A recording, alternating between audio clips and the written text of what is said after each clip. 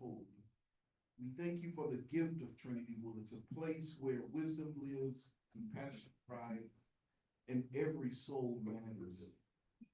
Bless this town hall meeting and all that are present today. Guide our conversations that we may speak with clarity, respect, and collaboration, and may our decisions reflect your grace and our shared commitment to enriching lives.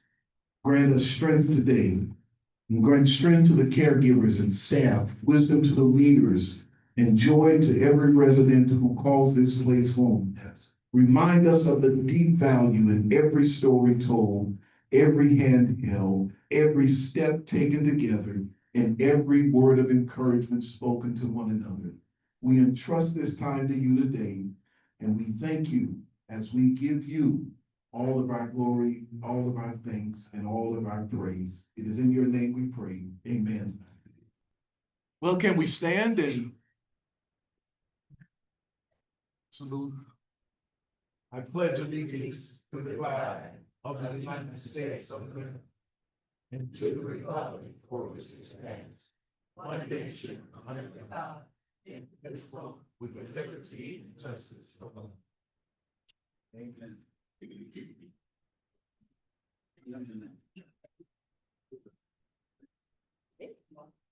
Good morning, how is everybody? Great. I never have a cool deep voice like Walden, but I'll do my best. So, for town hall fun, I got not as creative, but I thought it'd be fun.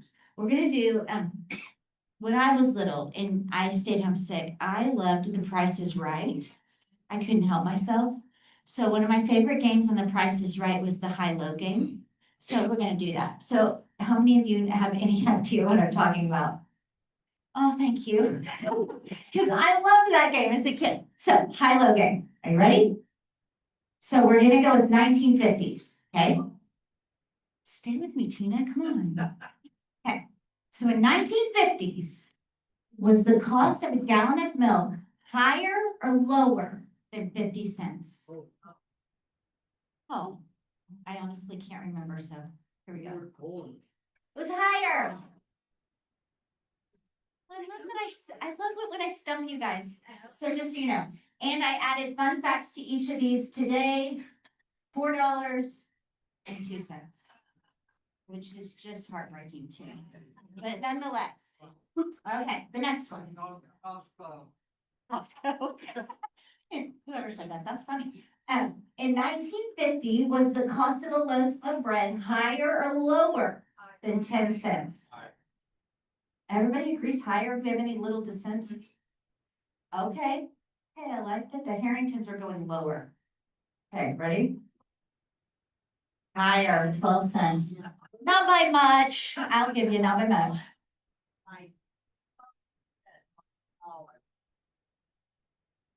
10 loaves, did you say? Depends on where you got your bread. Okay, can I ask you this? Was it white bread or like white bread? Always white bread. My daughter went to college this year and she came home and was like, Mom, you have robbed me. Do you know white bread tastes better than the crap you buy? Yeah, that's what she told me. I said, thank you, you're welcome. Okay, today's price, $3.06. Yeah. Okay, in 1950, was the cost of a postage stamp higher or lower than 15 cents? Lower. Who wants to guess what it was? Latricia says 3. Okay, you guys, ready? You guys are really good. Does anybody know what it is today? Yeah, painful. But we learned last town hall you couldn't mail your children anymore, so, you know. Okay. In 1950, the cost of a 16-ounce steak dinner, higher or lower than $3? You guys could definitely afford to date back then.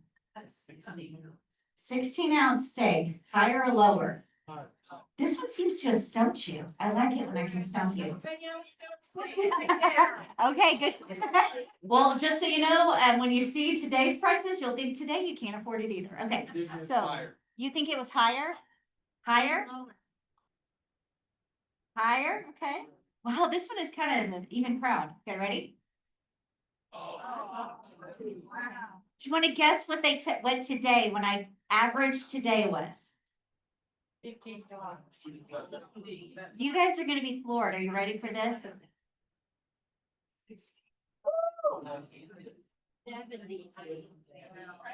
Yeah, and when I asked, like, I was like, define chain restaurant. So a chain, they said, was like an Applebee's or like a Texas Roadhouse Outback. And a high end was like a Ruth Chris. Yeah.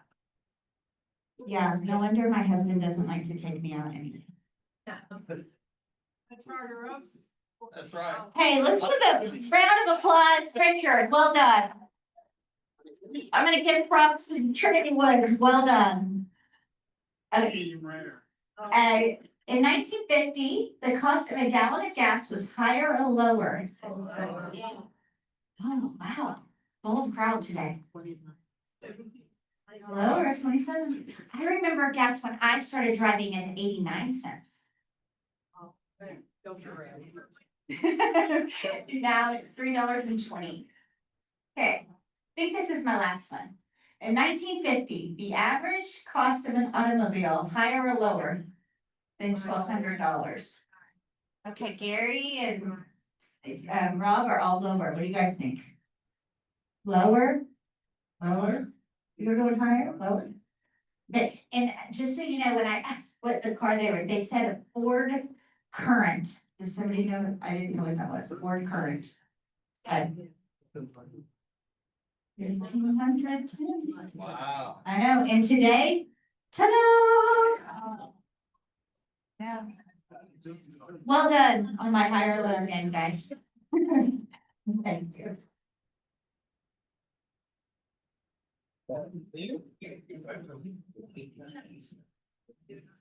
If there's anybody in here finishing a 16-ounce steak, I might consider giving it to you for free. That's a big piece of meat.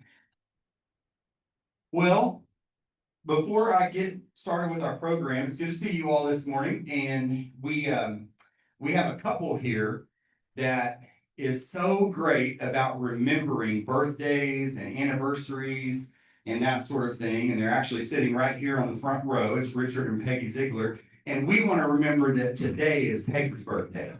7. Happy birthday. All right, I don't know, do you think we can turn this mic up just slightly? Could we do that? Okay, all right, I'll just talk louder. Okay, we've got a full agenda again for you today, and so we're just gonna dive right in. We're gonna do our regular recurring things where we want to do some recognition. And then I've got a few comments and things that I want to make, some announcements and some updates. Bonnie and Emily have some things they want to discuss with you, and then we are going to end with a special drawing today. So without further ado, let me go in and talk about our July Star Award winners. As a reminder, our stars are nominated by you and by other employees. They can be nominated by family members as well. Thank you, Bonnie. And so then there is a committee, a selection committee that reviews all of the nominations, and we get many of them. And then they are elected, they're voted on from your nominations. And as a reminder, we generally have cards. I don't think we have them today, but maybe we have them in the back. But make sure that if you have somebody you want to nominate throughout the month, that you get a card and do that for us. So for the July Star winners, we had Mark Camo, who is on our dining team. And is Mark in here? I don't believe he's in here. I haven't seen him, okay? And it was a real pleasure to acknowledge Mark when he won, because we met with the entire dining team at Cypress Grill, and we said, hey, there's one among you today who is now a Star Award winner. We want to recognize you today. And he was sitting right next to me. And when we announced it, it's almost as if he forgot his name or something. He couldn't believe that it was him, and he just, me, and got this big smile on his face. So let's give Mark a round of applause for doing some great job. And many of you who have eaten in Cypress Grill would know Ann Pierce, and I don't believe she's with us today either. But Ann always has a smile on her face, always has a hug ready for you, and just is a real joy to be around. And so she was also unanimously selected by the committee, had several nominations for Ann, so let's give her a round of applause as well. We want to go in and honor a few of our employees who are celebrating some milestone years of service with us. We of course have Raymond Patterson, who's been on our security team and for 5 years. And sometimes our security personnel you may or may not see. Sometimes that's a good thing if you don't see them. But oftentimes they may work second shift or a third shift or something for you. And so some of you may not know Raymond as well as you might Ron or some of those guys, but very important work that he does for you. And we want to acknowledge his 5th year of service with us, half a decade. And then we also want to acknowledge William Wright is over here on the right-hand side, and he serves on our dining team and has been here 10 years. So let's give these guys a round of applause as well. I think it's important to acknowledge newer members that have joined us in the past couple of months or so. We have Dick and Wanda Koger. Are you in here, Dick and Wanda? And they moved on, I don't see them, they moved on into Crestwood. And then we also had Mary Harrison that moved over into Crestwood as well. So let's give these folks a round of applause and welcome them. Hopefully you had a chance to meet them. We also, out in our villa, had Judy Long. Judy, are you in here by chance? Oh, excuse me, Judy is in Crestwood, I'm sorry. And then Sally Ribby, also in Crestwood. Sally, are you in here? Okay, we got to get these newer people over to town hall, I think. So let's give them a round of applause. Well, I have a few things I want to talk with you all about. And I think first, Dennis Graham, our COO, was unable to be with us today, but he wanted me to just kind of give you a quick update on our insurance project. Many of you have asked, how delayed are we on account of all of the rain that we've had? Anybody know that it's been raining a little bit? And best estimate, probably that set us back somewhere in the 3-week range. But still feeling like this fall that we'll be actually using that entrance. And we're also heavily working on the 33rd Street entrance exit situation and ran into some additional utilities there that we're just working through the processes with the city to rectify that and move on and move forward. So hopefully next month he can have a more detailed update for you. That's about all I can say about it, but that new entrance project, probably 3 weeks, give or take a few days either side of that delay on account of the rain. One of the announcements I want to make today to you is actually has to do with this town hall meeting. And for several months, we've been evaluating kind of the risk reward, kind of the cost benefit of making this meeting available virtually. And we've gone through and decided that we've had some pretty significant technology issues with this. We have pretty low utilization of it. I understand it's been valuable for a handful of folks. Some of them are actually coming in person now, which I really like. So we made the decision that moving forward, we're not going to be making this town hall available virtually. Now that could change in the future if we get a different technological arrangement and feel like that's a good use of our staff time and burden to do that. Just know that if there is something that we present here and you miss the meeting and you hear about it from your neighbor or your spouse or what have you, we can make those things available for you. Somebody actually just this week emailed me and said, hey, I missed last town hall, but I'd really like to know what you said about the transitions program. No problem. Printed my slides out, sent them to them, those things are no problem.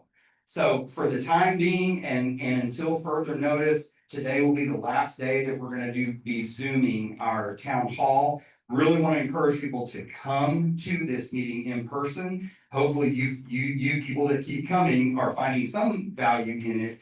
And oftentimes I see after the meeting, some of you are meeting with some of the leaders or you'll come up and say something to me or whatever. So there's a lot of value of coming in person, but I did want to make that announcement.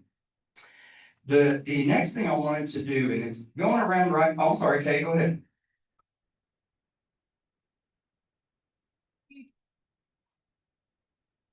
Available the minutes from the member council, the food committee, and things like that. Could you have a recap of what goes on? Could you have a recap of what has been discussed? But if we don't make it to the meeting, we need to know what's talked about. That's a good question, and I thought somebody might ask about that. Let me talk with the ELT about that. I think it would be pretty easy to do in the sense that we already create an agenda, and we could just maybe build off that and make that available to you. So I come up with something. Yeah, good question. So I'm going to keep moving, and I will take more questions at the end or comments or concerns that you may have. But I want to talk about something I'm very, very excited about. Hopefully you just got it in your hands. And I stood up here half a year or so ago and said, hey, I think that this culture of courtesy that we have here is critically important to who we are and to moving on into the future. I believe that it is the thing that sets us apart from the other communities that are available for people to live in out there. And so, but I thought that it could use a refresh and really kind of a revision and maybe a rejuvenated kind of launch. And so what we did is we put together a task force committee. We call it the Culture of Courtesy Task Force Committee. I've spoken about that several times. And what I'd like to do today is I'm introducing to you the final product, the new and improved Culture of Courtesy that has been adopted by Trinity Woods as part of our fabric here and part of who we are in our way of life. I'm going to go over this actually with you. Generally, I don't read things verbatim to you because you're capable of doing that yourself, but I think it's important today that we just go through this briefly together. And then as we go forward, we can kind of know what the program is and how to kind of conduct our services and our way of life here. Before I do that, I want to acknowledge a final time the task force that worked on this, because this was very important work. It took 2 lengthy sessions, probably about a total of 5 to 6 hours once you calculate in the work, the revisions and the editing and the formatting and the correspondence. What we did is we wanted a cross section of every constituent available to us that represents Trinity Woods. What do I mean by that? A leader, members, family members, staff members, board members. That's what I mean when I say kind of a cross section of everybody that we serve. And so we had a couple of members that were present with this. Charlotte Frazier was very, why don't you stand up, Charlotte? You did a lot of heavy lifting on this. Let's give her a round of applause. She used her English education background to really help us wordsmith this and come up with a lot of the thought patterns and things for the final product that you see. We had resident Matt Watson, and is Matt, are you here?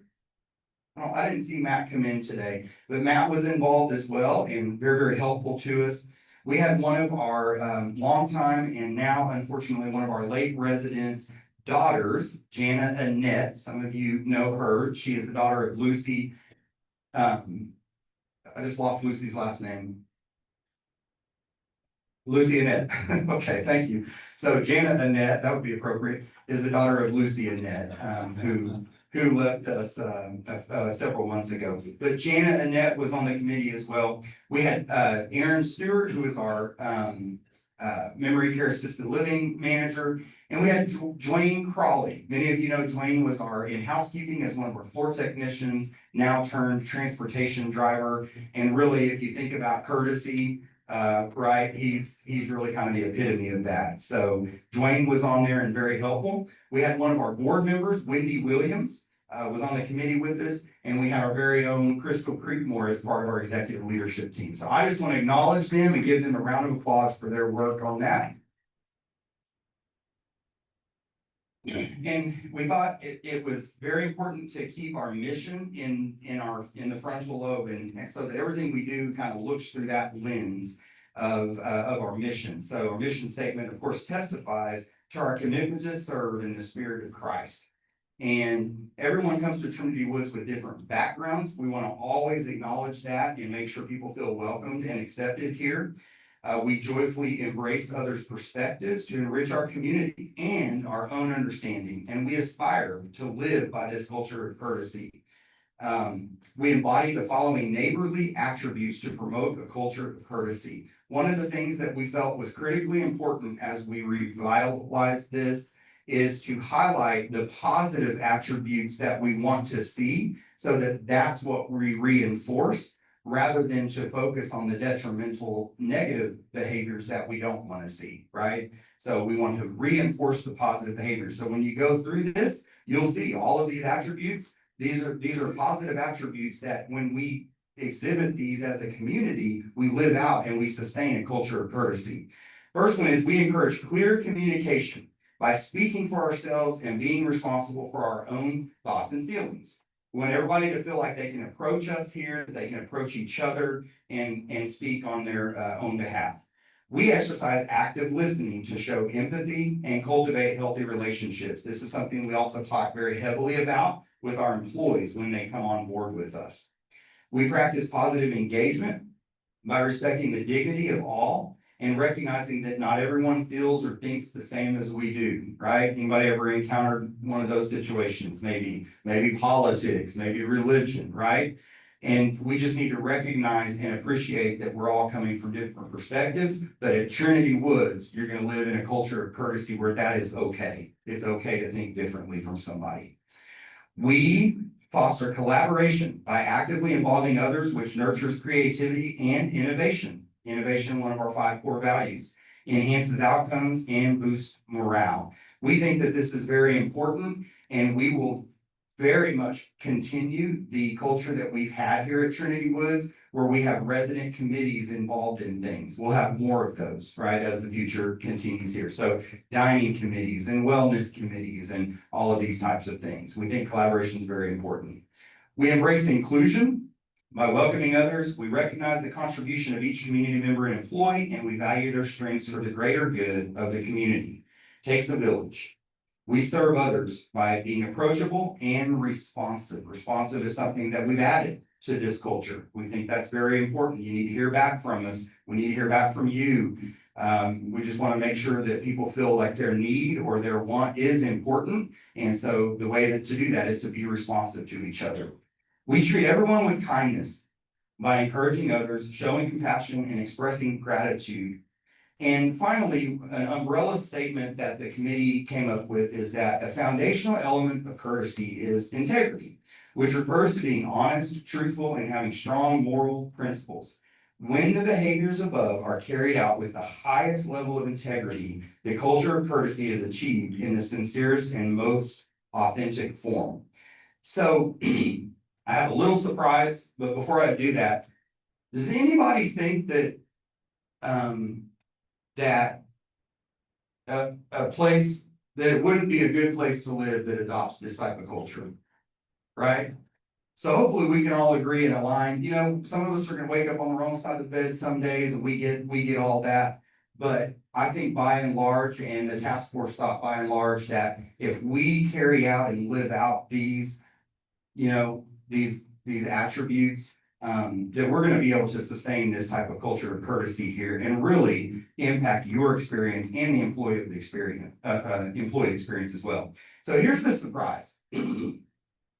Embedded throughout this document, are the values of Trinity Woods. And so if you read through this, collaboration is one of our 5 core values. Inclusion, 5 core values. Kindness, innovation, and integrity. So we were now able to incorporate into our culture the values that we have already said are a priority for our organization. So I thought that was a really cool thing that the committee accomplished, and just a real treat for being able to launch this. Finally, this has now been endorsed by the board of directors, by your member council, and by the executive leadership team. What does an endorsement mean? What it means is that we just claimed and proclaimed that this is a priority for our organization and something that we deem as important. And so that's what I want to introduce to you today. You all have a copy now. I'm just very, very excited about it. Does it drastically change your day moving now and forward forevermore in the year of our Lord 2025? Probably not, but just know that you live in a great place that prioritizes having a culture of courtesy. So thank you for that. My last topic, and then I'll take some questions, comments, is there was an article published in the Wall Street Journal on the 8th of July, and it had to do with the closing of a specific continuing care retirement community, which is what we are, somewhere in the New England states. I don't remember exactly where it was from. You may have read this article, and I want to make a few comments about it. You may not have read the article. If you haven't read the article, do yourself a favor and don't. But it's a pretty tough article when it comes to how senior living sometimes can be perceived in the eye of the public. And let me just make a few comments. Here's kind of the summary of the article. There was a community that really struggled post-pandemic, post-COVID, could not get their occupancy above 60%.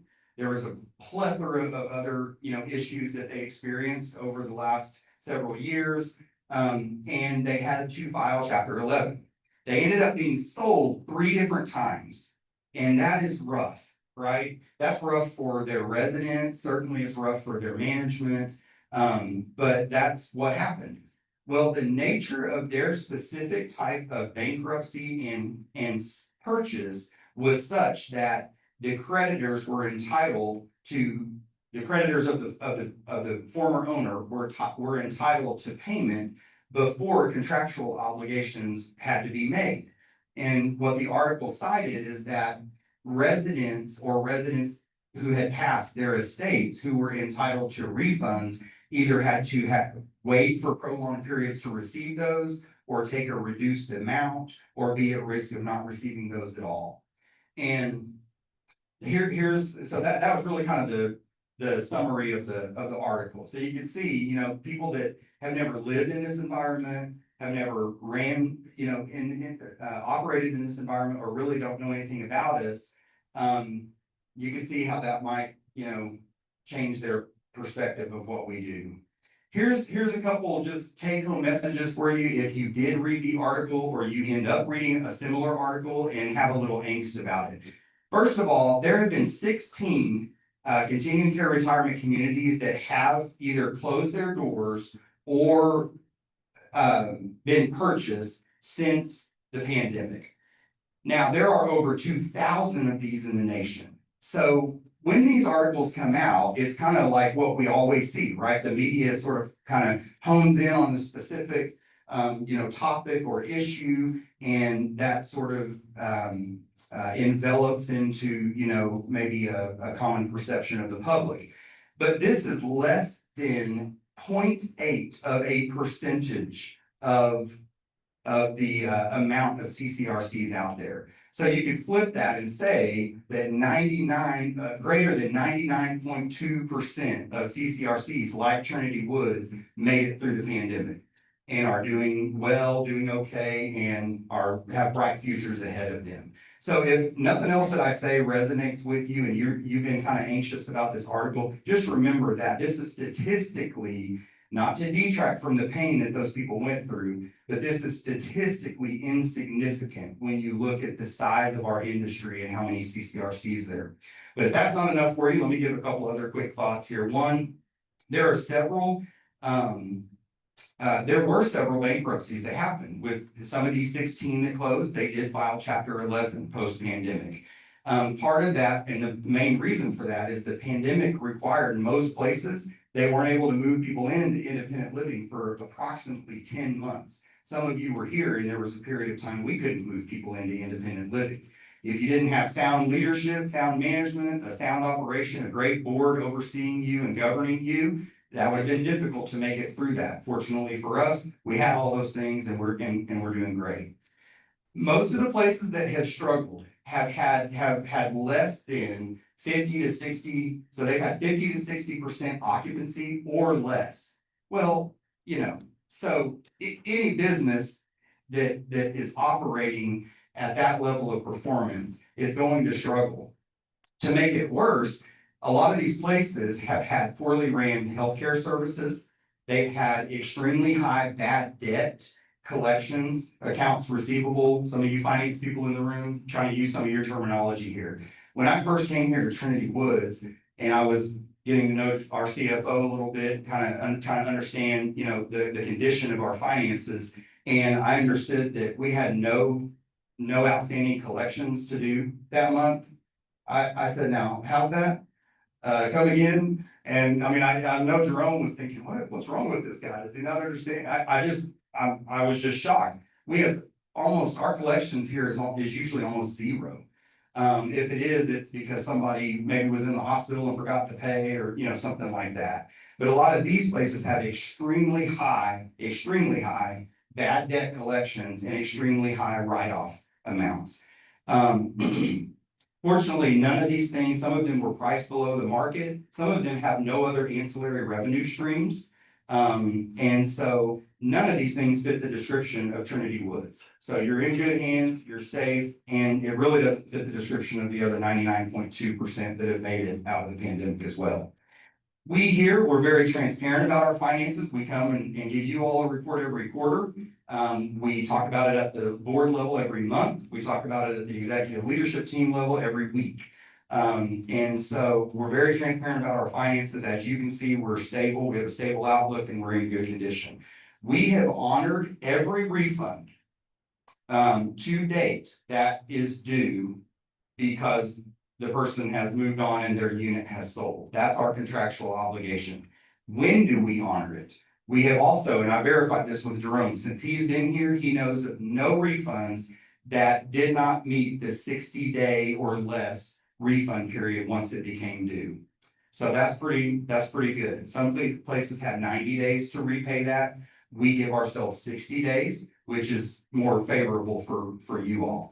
And we have honored all of those. Once the person leaves their IL home and it's resold and they are eligible for a refund, we have paid all of those within that 60-day time frame.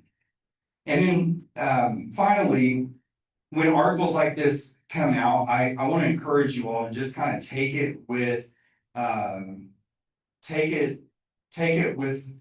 grain, because no two bankruptcies and acquisitions that I've seen in our industry of CCRCs are the same. No two have been the same. And what I mean by that is, sometimes they do just a standard chapter 11 bankruptcy. And, whatever they write in the terms of that from the former owner to the purchaser, can vary a little bit. Excuse me. But by and large, what we've actually seen is what's called an asset-only acquisition.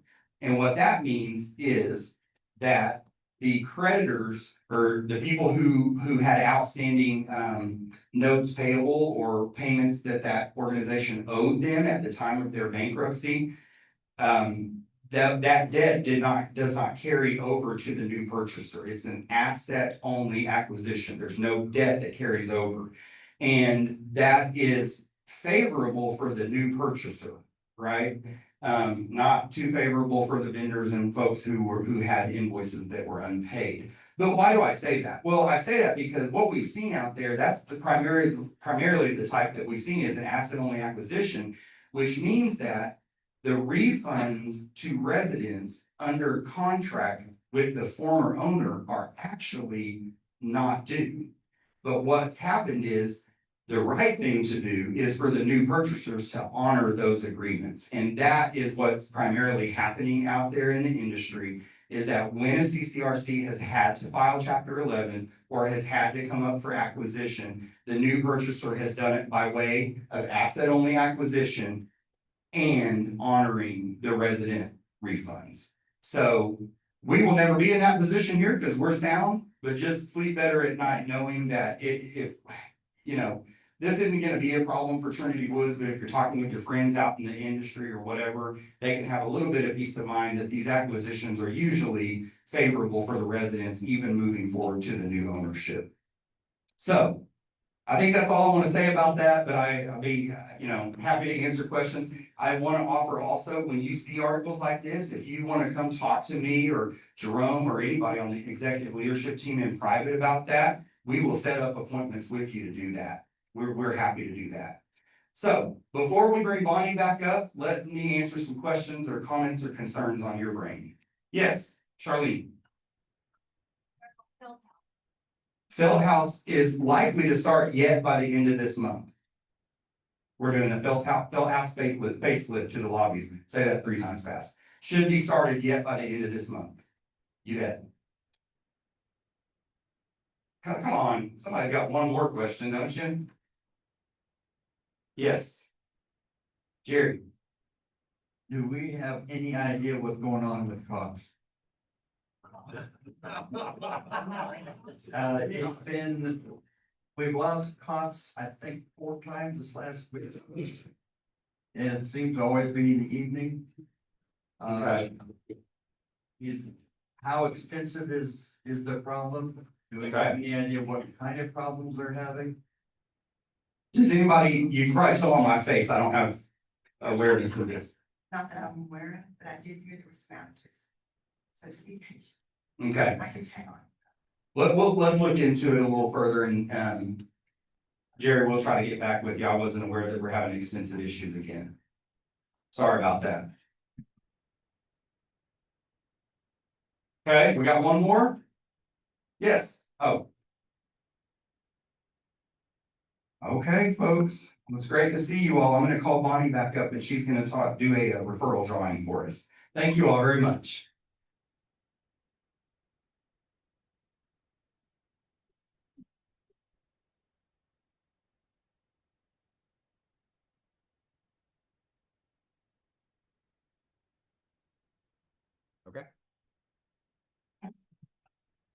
We've had quite a few people turn in referrals, so thank you. And the better thing is it went exactly as it should. All these people have called and we've had tours. Just to give you an update, Leanne and I this week and next week actually have 2 tours every day. And Leanne has 3 today. So it's kind of a busy time for us. So thank you guys for referring your friends. So pick a card, any card. Okay. I was nice, I didn't move on this time. This one is Elizabeth Harrington. I will bring you. Thank you guys so much for referring. Keep referring. we like your friends, so thank you. do. Thank you, Bonnie, and we're lastly gonna bring up Emily Cresswell, our Vice President of Health Services, and she's gonna update us on a few things over in the health centers. Thank you all.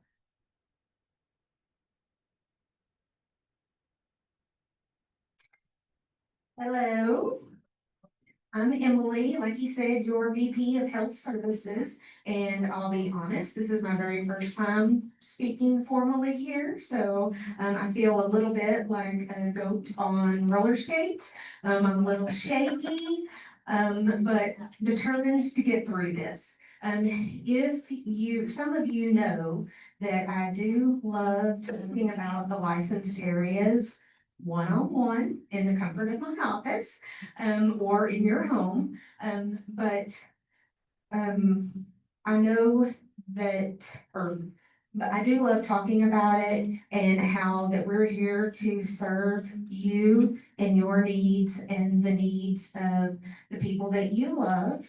And so we can support your health, well-being, and most importantly, your continued independence within Trinity Woods. I know that the term licensed area can be daunting or maybe even a little scary, but I'd like you to think of those areas not as separate areas in Trinity Woods, but just tools in your toolbox to continue your independence and healthy living for as long as possible. So the first area is Holloman, our assisted living. The main purpose is to help with daily tasks like dressing, bathing, managing medications, and coordinating appointments. The real benefit is we have seen so many people who have actually regained their energy and freedom because they're not having to worry about those things. There's people there to care, see them, check on them, offer extra assistance, so that our members can remain a vibrant part of the Trinity Woods community. The next areas are Marshall Gaddy and Barnes, our memory care assisted living, and they're areas that are specifically designed for those that are experiencing cognitive issues. And the staff are specifically trained for reorientation. Consistent routines is really vitally important for those that are experiencing cognitive issues, and it helps reduce anxiety and create peace of mind for the residents or the members, but also for their families. It's a safe environment and they're absolutely beautiful. Our memory care areas are just perfectly designed for those with cognitive issues. The next is our short stay skilled nursing and rehab. This is, I like to call it get well, get home, go home. Because that is the purpose of it, is to help you get well and go home after a stay at the hospital, whether it's a fall or you're recovering from pneumonia. We all know that hospital stays cause everyone to become weaker, because you're in, not in your normal routine. So the goal of skilled nursing is that more intensive medical care, therapy, so that you get well, go home, and also stay there longer. Because that's what we want, is we want as much independence as long as possible. And then last area is our long-term care, and that is the area for the more chronic conditions, more complex medical care, where you really do need that 24/7 nursing care. So we have LPNs or RNs on staff 24/7, and then plus, of course, our nurse aides and med aides. All of our areas, I think, do a really good job of increasing peace of mind for the member that may be living there, but also for the family members, because you're receiving the care that you need. And a lot of times, transitioning to a different area is really a gift to the people that love you. And really, our purpose is to enhance your quality of life, to maintain dignity, and ensure that no matter what health changes occur, you're always receiving the best possible care right here at home. We're truly dedicated to keeping you living your best life for as long as possible. And if you would like more details, I would absolutely love to speak to you one-on-one in my office or in your home. I'm happy to come to your apartment. And I also love to be able to give you a tour years and years and years before you actually need our services. Are there any questions? Yes, sir. Their goal for opening the skilled nursing area. There is absolutely a goal for opening the skilled nursing area. I have lots of ideas. Do you have a date? I do not have a date, but we are actively working on that. Might clarify that we have skilled nursing. Oh, we do have skilled nursing. Thank you, Garrett. We do have skilled nursing. We just have it mixed within our household. But what Richard is asking is for a designated area that just does skilled. We do, Richard is one of those people that knows I enjoy talking about the health services area. We've had lots of chats. He always has great ideas, and I'd love to hear all of y'all's ideas also. Any other questions? Thank y'all. Y'all are so kind and smiling and not shaking your head, so I really appreciate it.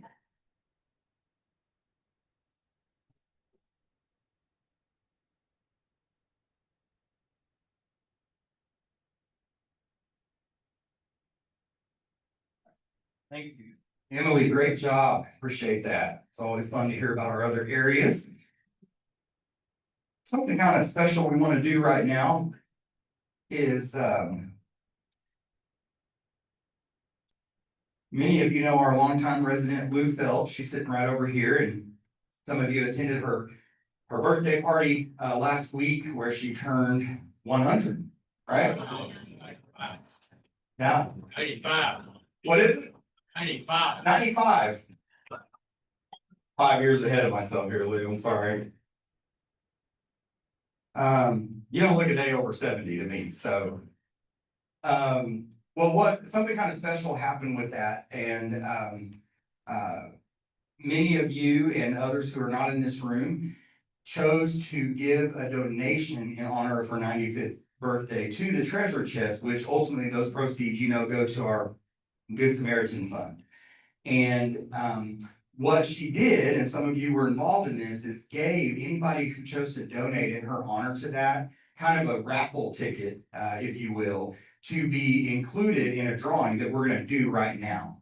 And the prize is really special.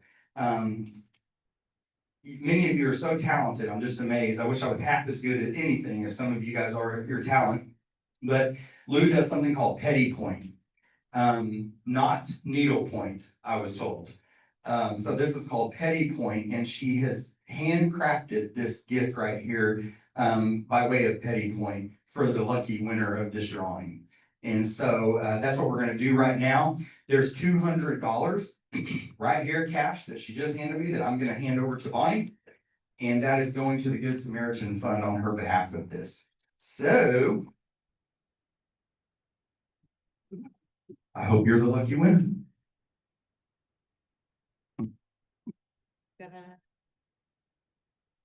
Okay. Oh, it's an employee. Oh, I don't know who that is.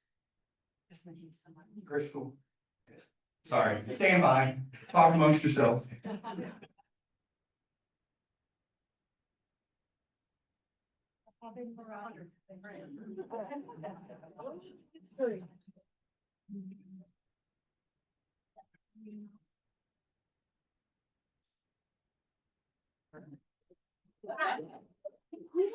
Sorry, y'all. This is the first.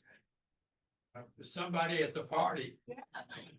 It looks like their name is Jahavid Maradi. Does somebody know that person? We've got the phone number, so that person wins the Petty Point, so congratulations to Jahavid. They're gonna be very surprised, I think, just like we are, so. All right, Irene Brown is gonna come up and has a special announcement for us as we close. Good morning.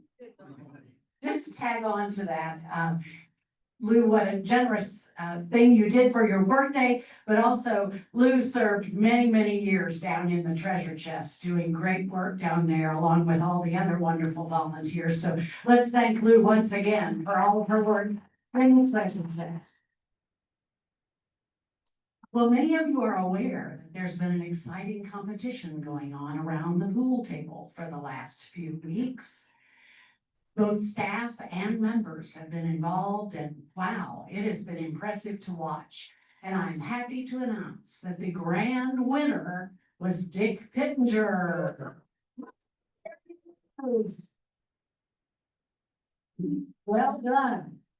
But Dick had a highly worthy opponent in the last couple of matches, so the runner-up was Terry Seba. Very good. Thank you to everybody who participated, and extra special thanks go to Tom Williams, because you can't have a tournament without somebody to put that very complicated ladder together. And Tom did that, so let's give Tom a round of applause. Well, you all have a wonderful weekend. Blessings on you.